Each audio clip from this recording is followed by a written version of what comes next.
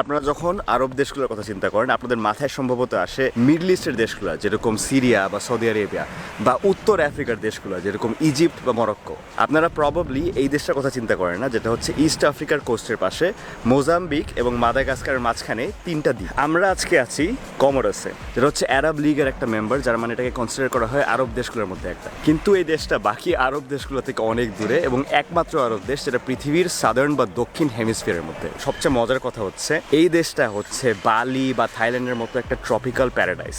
অসাধারণ সাদা সুন্দর বিচ থেকে শুরু করে চমৎকার নীল পানি বলেন বা সবুজ রেইন ফরেস্ট বলেন বা অ্যাক্টিভ ভলকেনো বলেন, যেখানে মানুষ হাইক করে একদম উপর পর্যন্ত যেতে পারে।